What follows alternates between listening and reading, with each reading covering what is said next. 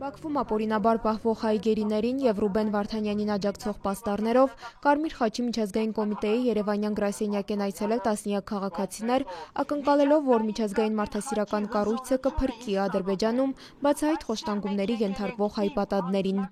Ակնկալիքս այն է, որ Երևանի այս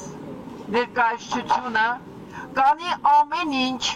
որ միջազգային Կարմիր խաչի կոմիտեի ղեկավարությունը Ժնևում ուղղակի օր առաջ, ժամ առաջ կարողանա փրկել այսօր մահապարտի կարգավիճակով տանջանքի զոհերի ազատությունը։ Գերիների առողջական վիճակին, նրանց հայրենիք վերադարձնելու հարցերն առաջին հերթին Հայաստանի Հանրապետության իշխանությունների օրակարգում պետք է լինեն։ Բաքվում դատում են հայկական երկու հանրապետությունը, Արցախի ինքնորոշման իրավունքն ու հայության արդար պայքարը, ընդգծել է Արտակ Բեգլարյանը։ Սա Հայաստանի Հանրապետության իշխանությունների պատասխանատվությունն է, որ պետք է ազատենք ու պաշտպանենք մեր գերիներին, որոնք այնտեղ են։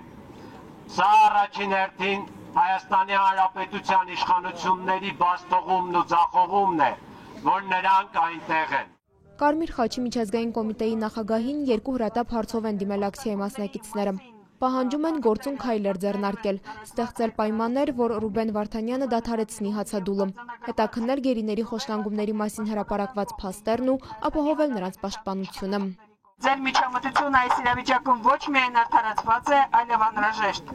Ձեր դերը հատկապես կարևոր է քաղաքական շարժառիթներով դատվող բանտարկյալների նկատմամբ վերաբերմունքի մշտադիտարկման և միջազգային մարդասիրական իրավունքի խախտումների կանխարգելման գործում,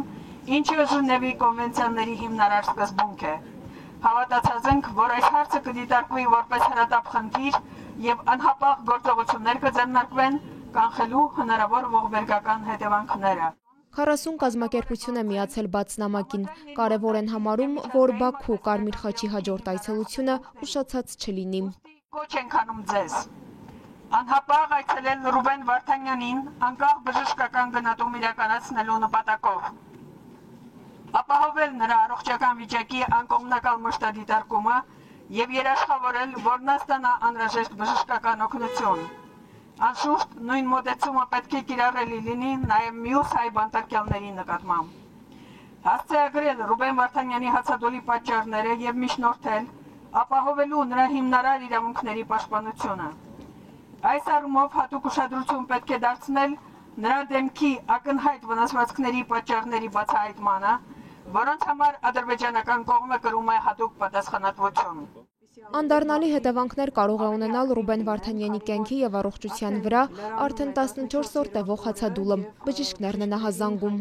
Այսօրվանից սկսած մենք հասել ենք արդեն անդառնալիության կետին, երբ որ մենք կարող ենք ունենալ օրգանների, լյարդի, երիկամների, սրտի հետ կապված ֆունկցիաների խանգարում։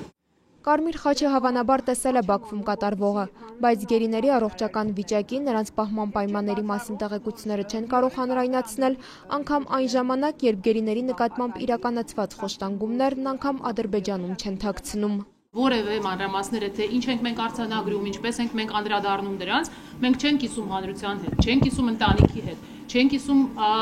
Հայաստանի իշխանությունների հետ, այսպես ասած բովանդակային մասով։ Դրանք վերաբերում են տվյալ երկրում անազատության մեջ գտնվող անձանց համար պատասխանատու իշխանությունների։ Երևանի Ազատության հրապարակում մարտի 1-ից հացադուլ է հայտարարել Մանեթ Հանդիլյանը։ Խնդրում է Ռուբեն Վարդանյանին դադարեցնել հացադուլը։ Նրան միացել է ևս երկու քաղաքացի։ Մի քաղաքացի էլ նստացույց է անում։ Նվազագույն բանայելի գործողությունը, որ մենք կարանք որպես հանրություն, որպես ընդհանրապես արցախցիներ, մինչև տեղ հասցնենք խոսքը հասնի իրան, որ դադարեցնի հացադուլը։